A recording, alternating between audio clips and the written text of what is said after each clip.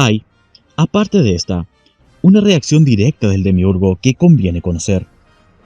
Pero, como tal reacción se ha repetido muchas veces desde que los espíritus hiperbóreos han sido encadenados al yugo de la carne, una exposición completa debería abarcar un lapso de tiempo enorme que va más allá de la historia oficial y se pierde en la noche de Atlántida y Lemuria. Desde luego, no podré embarcarme en un relato semejante, y por eso solo me referiré a la reacción del demiurgo en tiempos históricos. Pero no debe olvidarse que todo cuanto se diga sobre este hecho no es exclusivo de una época, sino que ya ha sido y seguramente volverá a ser. Una breve introducción le permitirá comprender tal reacción directa. Cuando se plantea la pregunta, ingenua, sobre cómo son los mundos de donde procede el espíritu cautivo, creyendo que puede haber alguna imagen que represente a la inimaginable hiperbórea, la sabiduría hiperbórea suele responder con una figura metafórica. Dice así al ignorante aprendiz: imagina que una mota de polvo recibe un débil reflejo de los mundos verdaderos, y supón que, luego, dicha mota es dividida y reorganizada en infinitas partículas. Haz otro esfuerzo de imaginación y supone ahora que el universo material que conoces y habitas ha sido construido con los pedazos de aquella mota de polvo. La sabiduría hiperbórea te dice: si eres capaz de reintegrar en un acto de imaginación la inmensa multiplicidad del cosmos en la mota original, entonces, viéndola en su totalidad, percibirás solo un débil reflejo de los mundos verdaderos. Si eres capaz de reintegrar el cosmos en una mota de polvo, verás solo una imagen deformada de la patria del espíritu. Eso es todo cuanto puede conocerse desde aquí. La metáfora se torna transparente si se considera que el demiurgo ha construido el universo imitando una torpe y deformada imagen de los mundos verdaderos. Ha insuflado su aliento a la materia y la ha ordenado con el propósito de copiar el débil reflejo que alguna vez recibió desde las esferas increadas. Pero ni la sustancia era la adecuada, ni el arquitecto estaba capacitado para ello, y, sumado a esos males, debe considerarse la intención perversa de pretender reinar como Dios de la obra, a semejanza del incognoscible. El resultado está a la vista: un infierno maligno y demencial, en el cual, muchísimo tiempo después de su creación, por un misterio de amor, incontables espíritus eternos fueron esclavizados, encadenados a la materia y sujetos a la evolución de la vida. La característica principal del demiurgo es, evidentemente, la imitación, por medio de la cual ha intentado reproducir los mundos verdaderos, y cuyo resultado ha sido este vil y mediocre universo material. Pero es en las distintas partes de su obra a donde se advierte la alucinante persistencia en imitar, repetir y copiar. En el universo, el todo es siempre copia de algo. Los átomos, todos semejantes. Las células, que se dividen en pares análogos. Los animales sociales, cuyo instinto gregario se basa en la imitación. La simetría, presente en infinidad de fenómenos físicos y biológicos, etc. Sin extenderse en más ejemplos, puede afirmarse que la abrumadora multiplicidad formal de lo real es sólo una ilusión producto del cruzamiento, intersección, combinación, etc. de unas pocas formas iniciales. En verdad, el universo ha sido hecho a partir de contados elementos diferentes, no más de 22, que soportan, por sus infinitas combinaciones, la totalidad de las formas existentes. Teniendo presente el principio imitativo que rige la obra del demiurgo, se puede considerar ahora su reacción directa ante la presencia del Graal. Dije que el Graal diviniza los linajes hiperbóreos al probar de manera irrefutable la verdad del origen, y que la reacción de los demonios ha sido considerar a los mismos como linajes heréticos, merecedores del castigo más terrible. Pero mientras los demonios se ocupaban de castigar a los hombres con las pesadas cadenas del karma, muy otra sería la actitud del demiurgo. Él, según su característica, ha querido imitar y aún superar a los linajes hiperbóreos, fundando una raza sagrada que lo represente directamente, es decir, que canalice su voluntad y, por intermedio de la misma, reinar sobre los espíritus encarnados. Una raza sagrada que se levante en el medio mismo de los pueblos condenados al dolor y al sufrimiento de la vida y que, triunfando sobre ellos, acabe por infligirles la humillación final de someterlos a la sinarquía de los demonios. Entonces, los linajes hiperbóreos, hundidos en el barro de la degradación espiritual, exhalarán sus últimos lamentos, y esos gritos de dolor, esos alaridos de espanto, serán la dulce música con que la raza sagrada regalará a su Dios, Jehová Satanás, el demiurgo de la tierra. Como ya he dicho, el demiurgo ha intentado muchas veces esta empresa. Los gitanos, por ejemplo, son el remanente étnico de una raza sagrada que prosperó en la última Atlántida, cuando los dioses traidores sometieron a la sinarquía del horror a los linajes hiperbóreos.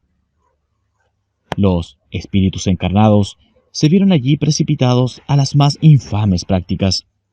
La sangre divina se degradó y confundió por medio de la mezcla indiscriminada de razas, y, lo que es peor, se lograron realizar ayuntamientos fértiles entre hombres y animales, con el concurso de la magia negra. Se inmolaron miles de víctimas humanas para saciar la sed de sangre de Jehová Satanás, adorado allí en su aspecto de Dios de los ejércitos infernales. La crueldad, la orgía colectiva, distintas formas de drogadicción, etc., eran todas costumbres que los linajes hiperbóreos habían adoptado mientras, en los ojos de la raza sagrada, brillaba de gozo la mirada del demiurgo y la sinarquía del horror ejercía su tiranía de oricalco. En tal estado de degradación, ya nadie era capaz de recibir la luz del Graal, ni de escuchar el canto de los dioses. Por eso, Christos Lucifer decidió manifestarse a la vista de los hombres.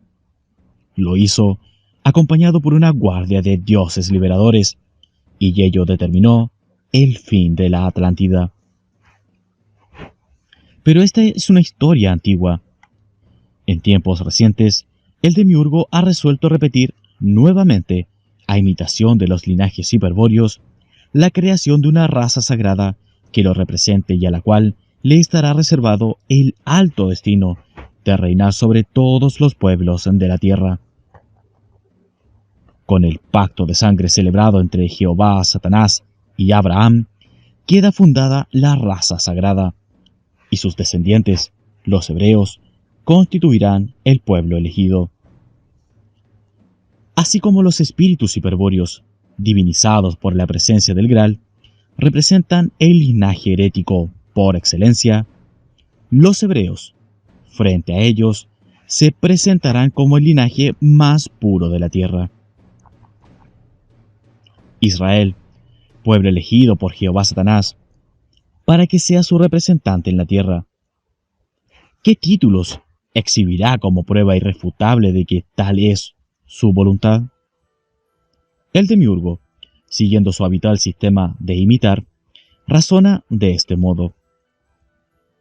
Si por la gema de Christos Lucifer, el Graal, ha sido divinizado el linaje hiperbóreo, también por una piedra del cielo será consagrada la estirpe de Abraham. Pondré en el mundo una piedra en la cual estará escrita mi ley, como prueba irrefutable de que Israel es el pueblo elegido, ante el cual deberán humillarse las demás naciones. Tal es la reacción directa del demiurgo. Elige de entre la hez de la humanidad al pueblo más miserable, y luego de pactar con él, le hace crecer a la sombra de reinos poderosos. Cuando decide que a la raza sagrada le ha llegado el momento de cumplir su misión histórica, renueva el pacto, entregando a Moisés la clave del poder. Entonces Israel, el linaje más puro de la tierra, atraviesa los milenios y marcha hacia su futuro de gloria, mientras los imperios y los reinos se hunden en el polvo de la historia. Sin duda, ha sido efectiva la reacción del demiurgo, y poderosos han resultado los efectos de su piedra, la fuerza de su ley. Por eso cabe preguntarse, ¿qué es en realidad lo que Jehová Satanás entrega a los hebreos como instrumento de poder y de dominación universal? Lo repetiré sintéticamente. Las tablas de la ley contienen el secreto de las 22 voces que el demiurgo pronunció cuando ordenó la materia, y por las cuales ha sido formado todo lo existente. El conjunto de símbolos contenidos en las tablas de la ley es lo que de antiguo se conoce como cábala acústica.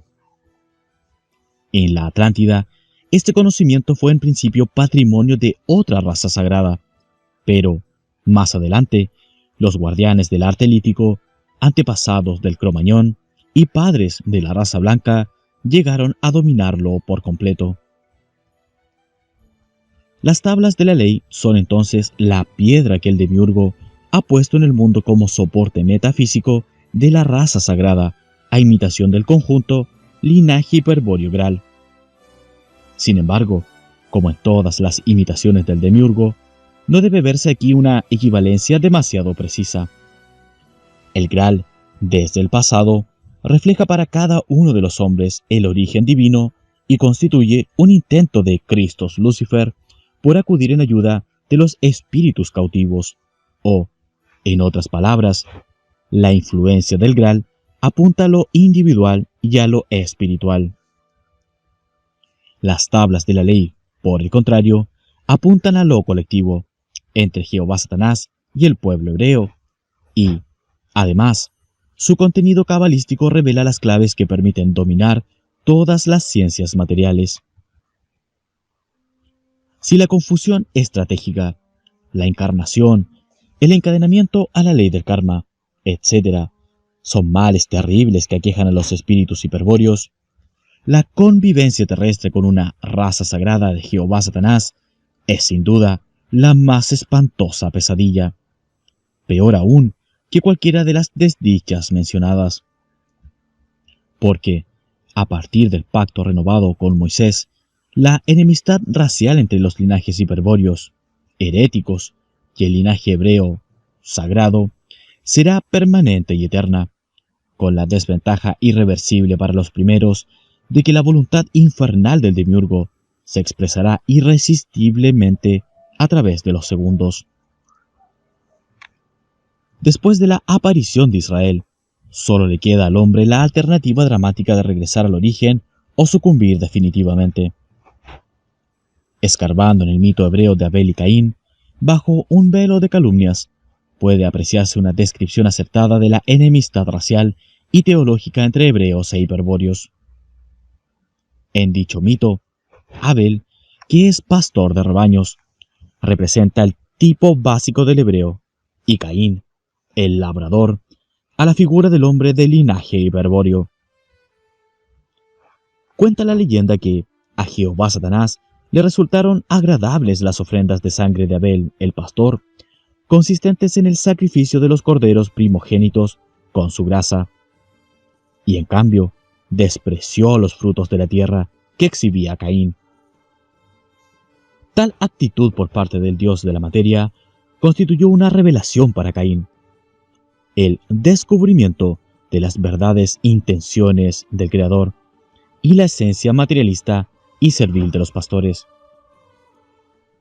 Entonces Caín decidió matar a Abel, el alma creada, lo que motivó a Jehová para denunciar que era portador de una marca que delataba su condición de asesino.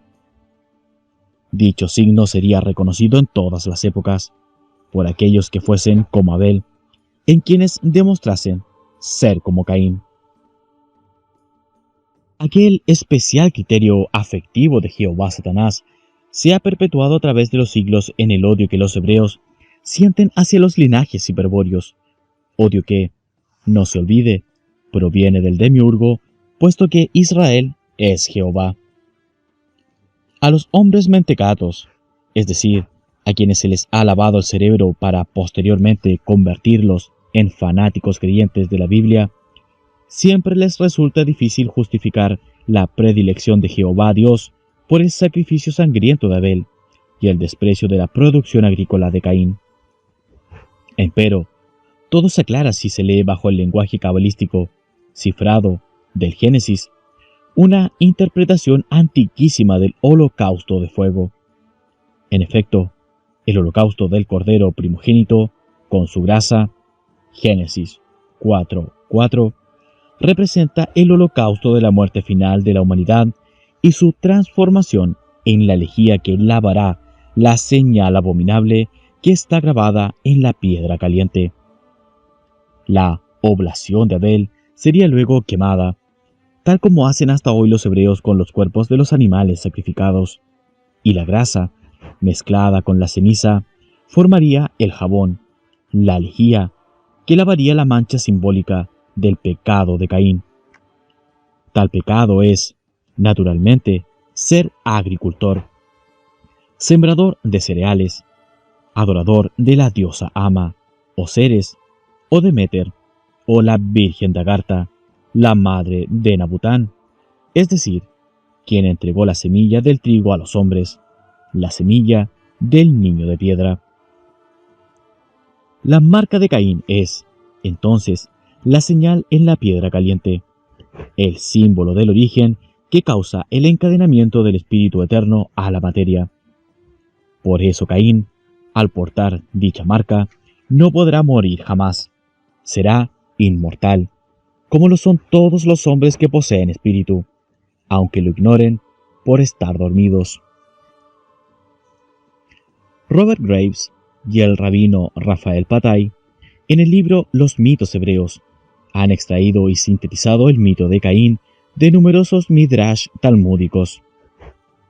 He aquí una de las versiones oficiales hebreas que demuestran el carácter espiritual luciférico de Caín y la naturaleza creada de Abel. Caín respondió a la represión de Dios con un grito que todavía repiten los blasfemos: «No hay ley ni juez». Cuando, poco después, encontró a Abel en un campo, le dijo: «No hay mundo futuro, ni recompensa para los justos, ni castigo para los malhechores. Este mundo no fue creado con misericordia, ni es gobernado con compasión. ¿Por qué otra causa ha sido aceptada tu ofrenda y rechazada la mía?» Abel respondió sencillamente: «La mía fue aceptada porque amo a Jehová Dios. La tuya fue rechazada porque le odias». Entonces Caín decidió golpear y matar a Abel. Es interesante profundizar más sobre la figura de Caín. Según la Biblia fue, además de agricultor, el primero que construyó ciudades amuralladas y el inventor de los pesos y medidas. Su descendiente, Tubal-Caín, desdoblamiento mítico del mismo Caín, fue fabricante de armas y de instrumentos musicales. Si se observa ahora esta figura de Caín, a la luz de la sabiduría hiperbórea, se comprobará que posee muchos de los atributos característicos de los linajes hiperbóreos. Ante todo, la asociación de la agricultura con la construcción de ciudades amuralladas es una antiquísima fórmula estratégica hiperbórea que emplearon recientemente, por ejemplo, los etruscos y los romanos, y que ha sido expresada con perfección por el rey germano Enrique I, el pajarero. Por otra parte, el invento de los pesos y medidas, que los hebreos atribuyen a Caín, los griegos a Hermes y los romanos a Mercurio, permite identificar a Caín con esos dos dioses hiperbóreos. Y por último, la acusación de asesino y la condición de fabricante de armas, revela claramente que la figura de Caín representa a unos guerreros temibles, a los hombres de piedra. A delatar o señalar esa calidad apunta claramente la denuncia de la famosa marca. En la Biblia, el libro sagrado del pueblo elegido, en el mito de Abel y Caín, se encuentran perfectamente reveladas las reglas de juego. En la preferencia de Jehová Satanás por los pastores hebreos, representados por Abel, y en el desprecio y castigo de los linajes hiperbóreos, simbolizados por Caín, aparece planteado el conflicto metafísico de los orígenes, pero actualizado ahora como confrontación cultural y biológica. La raza sagrada hebrea ha venido a traer la presencia de Jehová Satanás, presencia consciente, diferente del soplo panteísta con que el demiurgo anima la materia, al plano de la vida humana, de la encarnación, del dolor y del sufrimiento. Por eso la antigua enemistad trascendente entre espíritus cautivos y demonios se transforma en enemistad inmanente entre los linajes hiperbóreos y el universo material, dado que la raza sagrada es Malkut, el 10º Sefirot, es decir, un aspecto del demiurgo. Esto último debe entenderse así. Israel es el demiurgo. Vale la pena aclararlo. Según las enseñanzas secretas de la Cábala, y tal como puede leerse en el libro del esplendor, el Sefer Yetzirah, o en el libro del holocausto de fuego, el Sefer Iché, es decir, acudiendo a las fuentes más confiables de la sabiduría hebrea, para la creación de la raza sagrada, Jehová Satanás manifiesta uno de sus 10 aspectos o sefirot. El 10º Sefirot, Malkut, el reino, es el propio pueblo de Israel, de acuerdo a los textos oficiales hebreos, el cual guarda un nexo metafísico con el primer Sefirot, Keter, corona, que es la cabeza o conciencia suprema del demiurgo. En otras palabras, hay identidad metafísica entre Israel y Jehová Satanás, o, si se quiere, Israel es Jehová Satanás. Como decía antes, la enemistad entre la raza sagrada y los linajes hiperbóreos, enemistad que se ha visto declarada en el mito de Abel y Caín, significa un enfrentamiento entre estos y el universo material, dado el carácter de Malkut, desdoblamiento del demiurgo que ostenta Israel. Con Malkut, el demiurgo ha querido imponer la realeza del linaje sagrado hebreo a los restantes pueblos de la tierra. Si estos pueblos gentiles han olvidado el pasado y se han sometido al plan que lleva adelante la fraternidad blanca, entonces aceptarán de buen grado la superioridad hebrea y el mundo marchará alegremente hacia la sinarquía. Pero, ay de aquellos Goim que no renuncien a su herencia hiperbórea y persistan en recordar el conflicto de los orígenes. No habrá lugar para ellos en la tierra porque, con la presencia de Malkut, el linaje sagrado de Israel, el demiurgo, asegura su persecución e inmediato aniquilamiento. Dramático destino el del espíritu cautivo. Durante milenios, recordar el origen, es decir, exhibir un linaje herético, era castigado por los demonios con un fuerte karma, y el dolor, el sufrimiento, eran tan terribles que se acababa por olvidar. Pero, mientras esta degradación ocurría, en el fondo de su corazón, bulliendo en su sangre, el condenado podía participar del recuerdo de sangre y acceder a la gnosis. Era su derecho. Si lograba elevarse desde la ciénaga de la confusión espiritual, nadie podía impedirle que recibiera la luz del Graal, ni que escuchara el canto de los dioses. Con Israel, ni esta miserable oportunidad de despertar sería ya posible, pues el conflicto fue planteado en términos biológicos, raciales, culturales. Quien se comprometa en la contienda debe ahora arriesgarlo todo, pues al enfrentar a Israel, se está enfrentando al mismo Demiurgo. Israel avanza en la historia con una fuerza irresistible. Sus grandes ideas van dominando poco a poco a la cultura de Occidente, paralelamente con el crecimiento de su potencia financiera. ¿Quién será capaz de oponerse a la fuerza conjunta del judeocristianismo, de la judeo-masonería, del judeo-marxismo, del sionismo, del trilateralismo?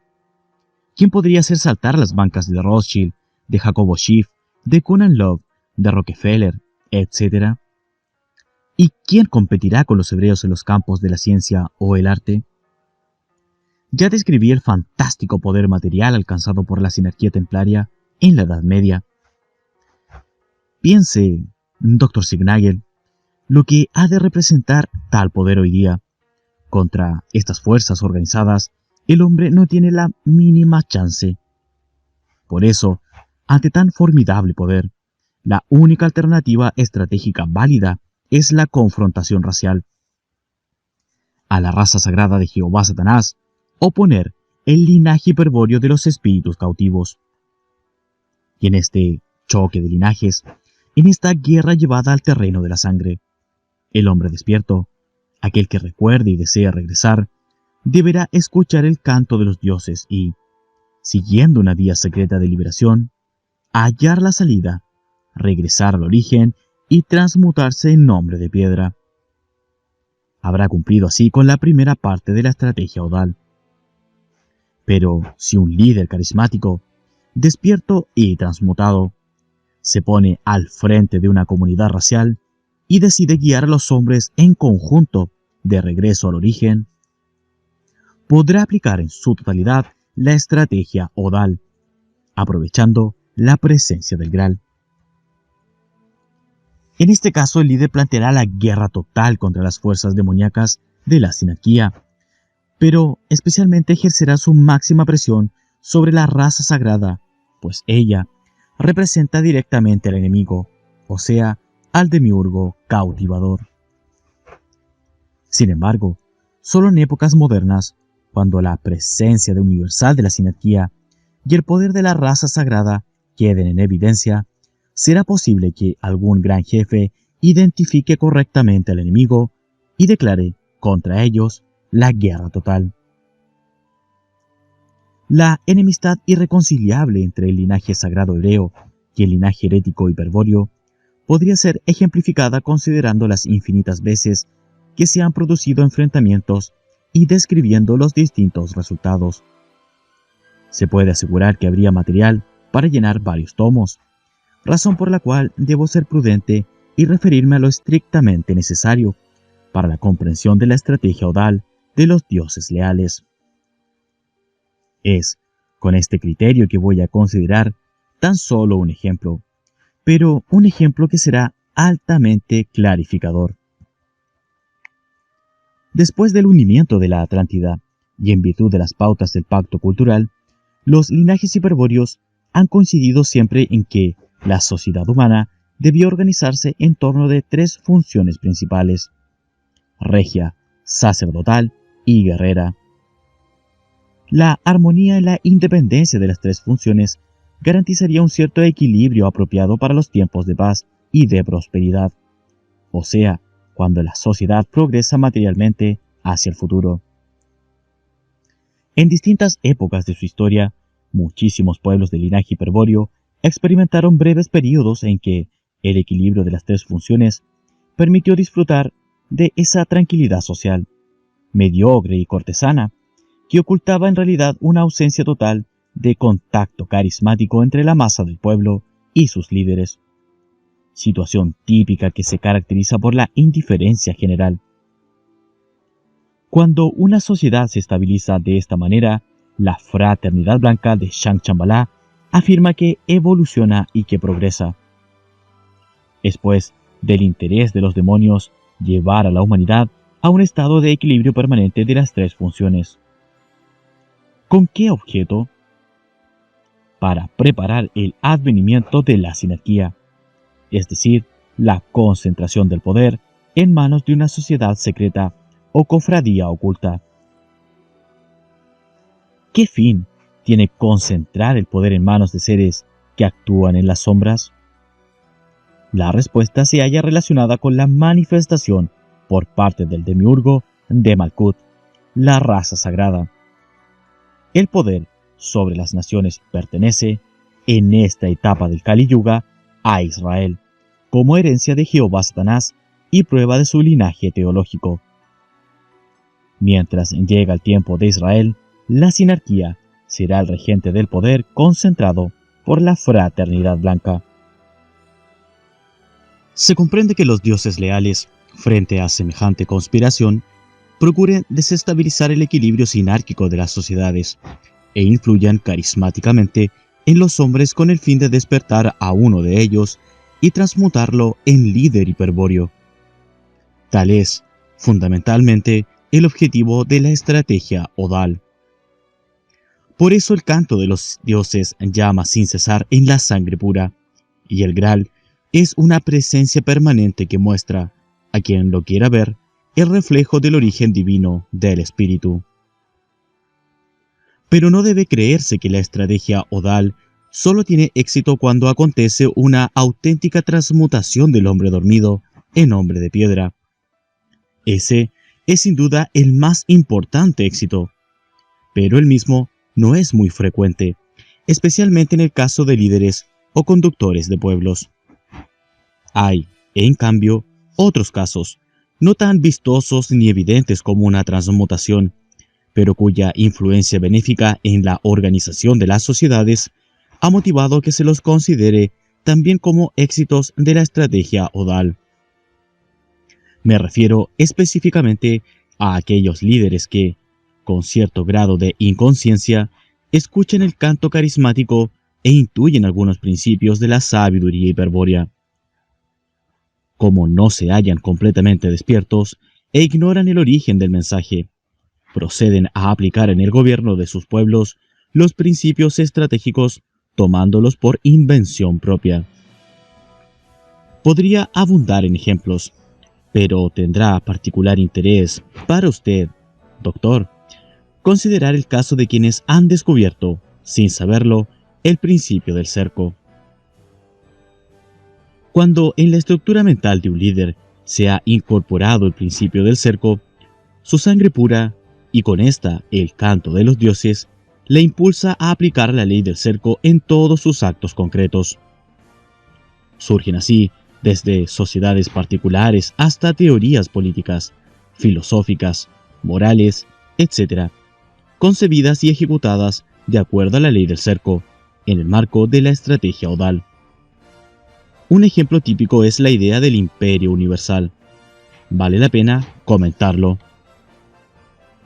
Cuando la estrategia Odal consigue despertar la naturaleza divina en algún líder, es factible que su posterior actividad provoque notables cambios sociales. Si es rey, es decir, si ejerce la función regia, avanzará gibelinamente sobre la función sacerdotal y, con el apoyo de la función guerrera, tratará de expandir los límites de su estado. Si el líder es un guerrero notable, no tardará en ceñirse la corona para después, aplastando a la función sacerdotal, abocarse a la tarea de organizar un estado militar. En la mayoría de los casos, el desequilibrio de las tres funciones se realiza a costa de la función sacerdotal, que suele ser lunar y sinárquica. Lo importante es que el líder, rey o guerrero, al aplicar la ley del cerco en su visión de la sociedad, concluye generalmente por coincidir en la idea del imperio universal como la más apropiada para demostrar la superioridad de su raza y para perpetuar el recuerdo de su estirpe. El Estado universal de Akkad, los imperios de Siria y Babilonia, el gran imperio persa, destruido por Alejandro Magno, el imperio romano, etc., han sido concebidos del mismo modo, por la aplicación de la ley del cerco, en el marco de la estrategia Odal, que han hecho los líderes hiperbóreos en el curso de los milenios. No puedo dejar de mencionar que muchas ideas modernas registran el mismo procedimiento en su concepción. Tal, las distintas variantes del nacionalismo, el fascismo, el falangismo, el nacionalsocialismo, las federaciones y confederaciones, etc. Estas y muchas otras teorías políticas son el producto de la aplicación de la ley del cerco por parte de algunos líderes modernos. En el caso del fascismo, nacionalsocialismo, etc., es evidente que guardan un nexo bastante estrecho con la antiquísima idea del imperio universal, lo que explica de manera elocuente el por qué tales ideologías han sido perseguidas hasta el aniquilamiento por el pueblo elegido y las fuerzas de la sinarquía. Es que, justamente, la idea del imperio universal, que es hiperbórea y surge de la aplicación de la ley del cerco, se opone irreductiblemente a la idea de la sinarquía universal, propiciada por la fraternidad blanca de Chanchambalá y llevada adelante en favor del pueblo elegido. Me había propuesto dar un ejemplo de la enemistad irreconciliable entre el linaje herético hiperbóreo y el linaje sagrado hebreo, y ello ha quedado de manifiesto la oposición entre imperio universal y sinarquía, es decir, entre sus respectivas concepciones ideales de la sociedad. Munido de estas claves, cualquiera puede revisar la historia y sacar sus propias conclusiones. No es, pues, necesario insistir más sobre ello. Dije anteriormente que la raza sagrada fue creada por el demiurgo a imitación de los linajes hiperbóreos, y mostré que las tablas de la ley y el terrible conocimiento con que estaban escritas les fueron entregadas a los hebreos a semejanza del Graal. Puedo agregar ahora que la imitación no concluyó allí. Por el contrario, durante siglos se preparó una infernal falsificación histórica que en los hechos venía a significar un agravio infinitamente más ofensivo que la imitación de los linajes hiperbóreos o del Graal. Estoy hablando de la usurpación, vulgarización y degradación perpetrada contra la figura divina de Christos Lucifer. Ya mencioné que, durante los días de mayor decadencia espiritual de la Atlántida, Christos Lucifer se manifestó a la vista de los hombres dormidos. Su presencia tuvo la virtud de purificar y orientar a muchos hombres, quienes, gracias a este descenso a los infiernos realizado por el gallardo Señor, pudieron así emprender el sendero del regreso. Sin embargo, la reacción cobarde de los dioses traidores, que recurrieron al empleo de la magia negra para impedir el rescate, condujo finalmente a una guerra sin cuartel que solo concluyó cuando hubo desaparecido la última Atlántida. Y aunque el continente Atlante desapareció devorado por las aguas y miles de años de barbarie y confusión estratégica borraron estos hechos de la historia, no es menos cierto que el drama vivido fue tan intenso que jamás se oscureció del todo en la memoria colectiva de los linajes hiperbóreos. Por eso, cuando el demiurgo concibió la siniestra idea de imitar, burdamente, la imagen redentora de Christos Lucifer descendiendo entre los hombres, era inexorable que tal infamia desencadenaría cambios irreversibles y enfrentamientos definitivos. ¿Qué pretendía esta vez el demiurgo? Aunque parezca increíble, deseaba producir, a imitación de la transmutación hiperbórea, un salto en la humanidad. Pero no nos asombremos demasiado. Lo que se buscaba era un salto hacia adelante, hacia el futuro, y por sobre todo, se intentaba ceñir a los miembros de la humanidad, sin distinción alguna por su raza o religión, a un tipo psicológico universal, o sea, a un arquetipo colectivo. Ese arquetipo, por supuesto, era el de la raza hebrea, pues lo que se quería en definitiva era judaizar a la humanidad y prepararla para el gobierno mundial de la sinarquía. Para llevar adelante un plan tan ambicioso, se pondrían en movimiento numerosas fuerzas, las que concurrirían hacia la figura del Mesías y harían posible su ministerio terrestre. Para la misión de preparar el vehículo mediante el cual Jehová Satanás se manifestaría a los hombres, fue comisionado uno de los maestros de sabiduría de la Fraternidad Blanca, quien sería conocido, luego de su encarnación, como Jesús de Nazaret. Tampoco se descuidó la cuestión del linaje, y por eso el Maestro Jesús encarnó en el seno de una familia hebrea, cuya genealogía podía remontarse hasta Abraham. Pero el cuerpo físico del Mesías poseería una constitución diferente al de un simple hebreo. María sería preñada con la mirada por uno de los demonios de la jerarquía, el ángel Gabriel, quien en realidad emplea el método de intersección de campos, una de las 3 formas de partenogénesis que existen. De este modo, se imitaba también a la Virgen de Agartha, Ama, la madre de Nabután, que fue embarazada en Venus por otro ángel, el serafín Lucifer. El Maestro Jesús animaría durante 30 años ese cuerpo superior, pero sería la secta esenia la que durante todo ese tiempo se encargaría de desarrollar sus potencialidades esotéricas, entrenándolo en los secretos de la cábala acústica. En esta tarea, los esenios serían asistidos por los maestros de la jerarquía, y estos por los dioses traidores. Todo Changchambala se había concentrado en sostener al Mesías, ya que del éxito de su misión dependería en gran medida la evolución futura de la humanidad. Si la obra del Mesías triunfaba, la humanidad entera sería civilizada, es decir, judaizada, y se acabaría la barbarie, es decir, el recuerdo mitológico de los ancestros divinos. Lo más horroroso de esta conjura era que el demiurgo y sus demonios contaban esta vez con el recuerdo de la sangre que los linajes hiperbóreos aún guardaban del Cristo de la Atlántida para atraerlos hacia su imitación, el Jesús Cristo, y mediante una fantástica confusión someterlos definitivamente. Con qué colosal hipocresía se planificó y ejecutó la estafa. Luego de Jesús Cristo, ¿quién sería ya capaz de distinguir entre el Cristo de la Atlántida y su caricatura? Solo unos pocos han sospechado el engaño: gnósticos, maniqueos y cátaros, y contra ellos ha caído el anatema de las fuerzas oscuras, la persecución y el aniquilamiento. Es que este Jesucristo, como arquetipo judaico que es, permite muchas interpretaciones, todas legales, según la conveniencia de la sinarquía.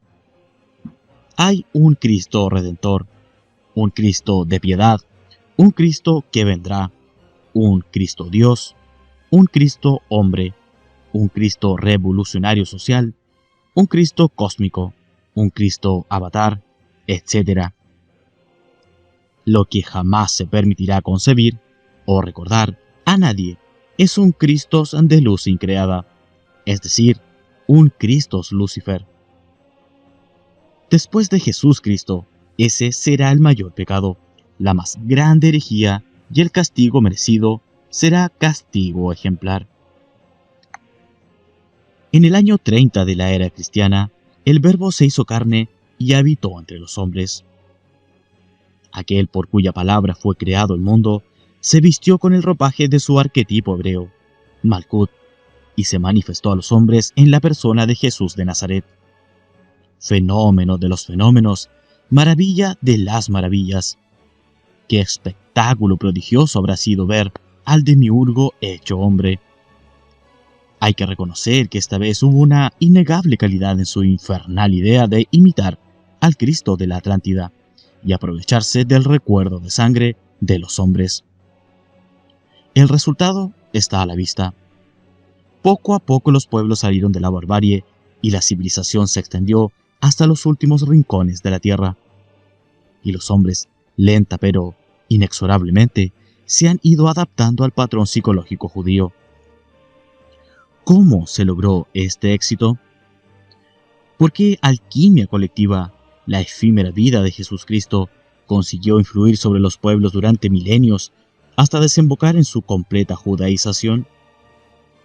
¿Fue solo el recuerdo de sangre del Cristo de la Atlántida lo que determinó tal resultado, o hubo otros factores ocultos que contribuyeron a la confusión de la humanidad y a su judaización actual? Sin entrar en mayores detalles, dado que el tema da para largo, puedo decir que el arquetipo hebreo de Jesús Cristo, que se hallaba al igual que todos los arquetipos en el plano arquetípico, fue precipitado al plano físico o actualizado durante la encarnación del demiurgo en el cuerpo de Jesús de Nazaret. Tal actualización del arquetipo Malkut significa que se ha establecido una fuerza permanente en la Tierra, la cual actúa de manera equivalente a la gravitatoria, empujando al hombre hacia la forma judaica. Ello es debido a una razón que es también un terrible secreto. Jesús Cristo no ha desencarnado. Por el contrario, se ha situado desde entonces en el centro de la Tierra, junto al Rey del mundo, irradiando desde allí su potencia arquetípica, hoy diríamos información genética, en infinitos ejes geotopocéntricos que parten del centro terrestre y atraviesan la columna vertebral de los hombres. Esta es la fuerza arquetípica permanente de Jesús Cristo, pero no es la única. También actúa sobre el hombre una influencia judaica emocional, irradiada desde el propio pueblo elegido de Israel, ya que la raza sagrada forma parte de la anatomía oculta de la tierra, cumpliendo la función de chakra corazón o anahata chakra. Con respecto a la última pregunta, vale la pena destacar que el animal hombre, creado por el demiurgo hace millones de años para que evolucionase de acuerdo al plan que siguen los 7 reinos de la naturaleza, tendía naturalmente a conformar un tipo que respondía a algunos arquetipos básicos. Sin embargo, desde el año 33 de la era cristiana, puede asegurarse que el arquetipo judaico de Jesús Cristo es ahora el arquetipo psicológico del hombre, es decir, el tipo hacia el que tiende por evolución. Esto significa que en los hombres, quienes poseen por el antiguo misterio de amor una herencia animal, las tendencias animales le impulsarán inconscientemente hacia el arquetipo judaico.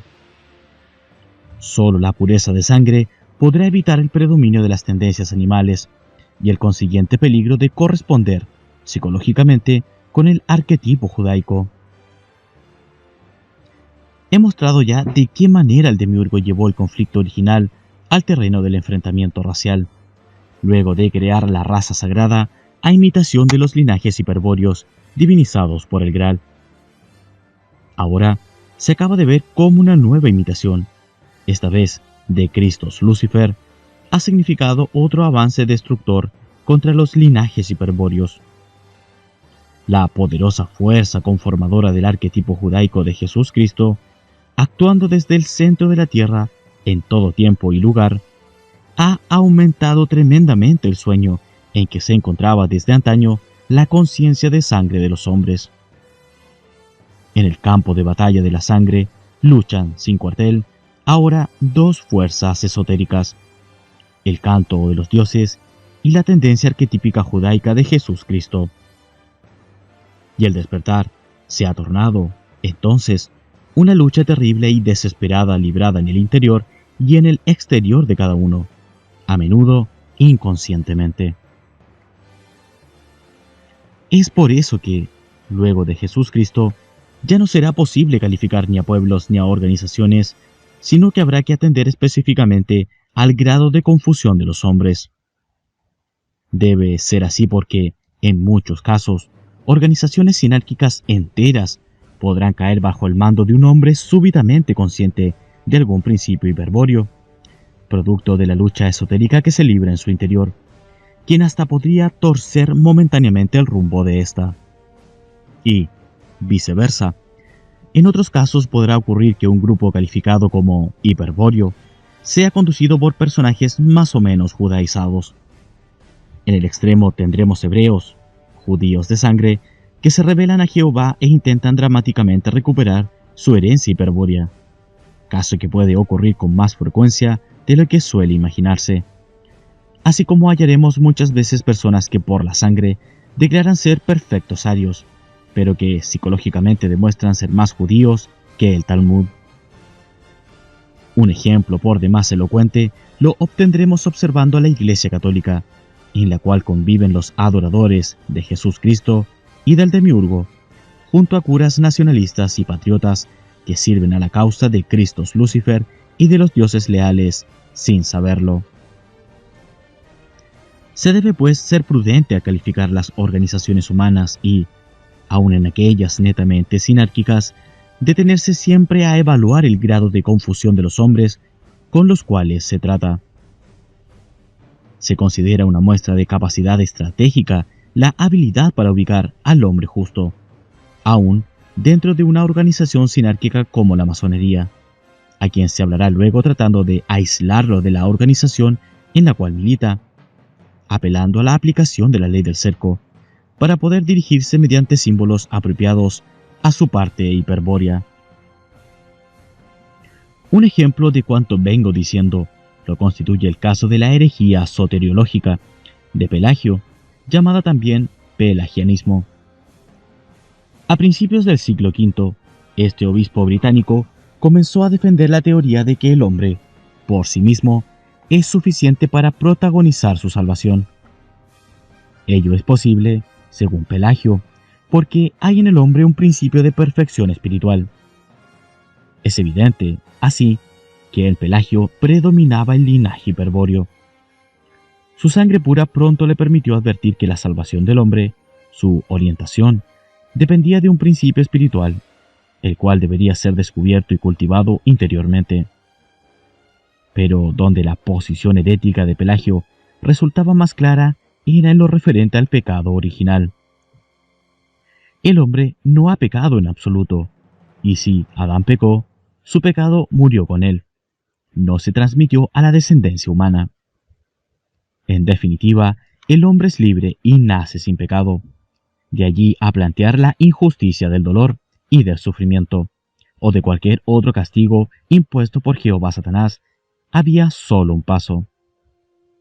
En consecuencia, la persecución contra Pelagio comenzó enseguida y no acabó hasta su eliminación, en África. Fue llevada adelante por las más importantes autoridades eclesiásticas de su época, lo que prueba el temor que producían sus ideas, entre quienes se destacaron los papas Inocencio I y Zósimo, San Jerónimo y el apóstata gnóstico San Agustín. En el Sínodo de Cartago del año 411 fueron condenadas 7 proposiciones, síntesis de su doctrina. Vale la pena que las recuerde ahora para comprobar que las mismas se derivan de la sabiduría hiperbórea. He aquí las 7 proposiciones condenadas. Primero, Adán, mortal por su creación, hubiera muerto con pecado o sin él. Segundo, el pecado de Adán le dañó a él solo, no al linaje humano. Tercero, los niños recién nacidos se hallan en aquel estado en que se hallaba Adán antes de su prevaricación, es decir, antes de probar el fruto prohibido del Graal. Cuarto, es falso que ni por la muerte ni por la prevaricación de Adán tenga que morir todo el género humano y que haya de resucitar por la resurrección de Jesucristo. Quinto, el hombre puede fácilmente vivir sin pecado. Sexto, la vida correcta de cualquier hombre libre conduce al cielo del mismo modo que el Evangelio. Séptimo, antes de la venida de Jesucristo hubo hombres impecables, es decir, que de hecho no pecaron. 47º día. Síntesis general de la sabiduría hiperbórea. Mientras los golem marchaban con los celtas hacia Europa, el reino de Judá, en Medio Oriente, era destruido por Nabucodonosor y su población llevada en cautiverio a Babilonia en el año 597 a.C. Fueron liberados en el 536 y, 20 años después, en el 516, reconstruyeron el templo de Salomón sin hallar el arca con las tablas de la ley.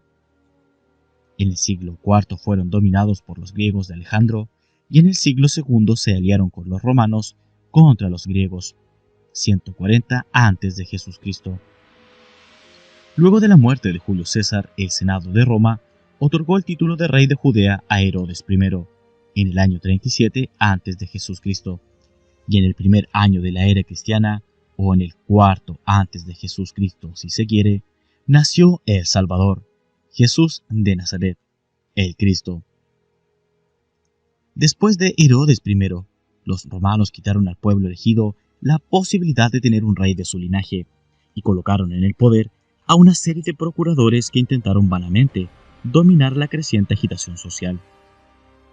La crucifixión de Jesucristo, que no existió, o la lucha contra los cristianos, que suele darse como explicación de la actitud belicosa y suicida de los judíos, no son correctas, siendo la verdadera causa del malestar el hecho, presentido por todos los miembros de la raza sagrada, de que el arquetipo hebreo sería arrojado a los gentiles. Era palpable para ellos, en virtud de compartir la substancia del demiurgo, la acción judaizante que se realizaría de allí en adelante sobre todo el mundo. Lo que no les aparecía tan claro era, ¿de qué modo, luego de la presencia de Jesucristo, podría cumplirse el antiguo pacto con Jehová Satanás, la promesa de que el linaje sagrado heredaría el poder sobre las demás naciones? Harían falta varios siglos y el trabajo de eminentes rabinos cabalistas para que los hebreos recuperasen la fe sobre su papel en la historia. Pero mientras ese tiempo llegaba, la paciencia de los romanos se agotó mucho antes. En el año 70 después de Jesucristo, el general Tito destruyó Jerusalén, el templo de Salomón, y dispersó a los judíos por todos los rincones del Imperio Romano. Con la diáspora del año 70 comienza la historia moderna del pueblo elegido, cuya culminación está por producirse en nuestros días, cuando la sinarquía transfiere a sus manos la totalidad del poder mundial. Cuando en el 313 el emperador Constantino el Grande reconoció al cristianismo como religión oficial del Imperio Romano, se inició una época difícil para la raza sagrada. El motivo era que en los pueblos recientemente cristianizados predominaba más el recuerdo de sangre de Cristo Lucifer que el arquetipo judaico de Jesucristo, hecho que casi siempre desembocaba en un generalizado sentimiento antijudío. Aunque a la larga terminaría por triunfar la permanente influencia del rayo geotopocéntrico de Jesucristo por sobre el recuerdo hiperbóreo, y las masas acabarían judaizadas. Mientras tanto, la raza sagrada correría el peligro de ser exterminada. Pero la amenaza pronto sería conjurada.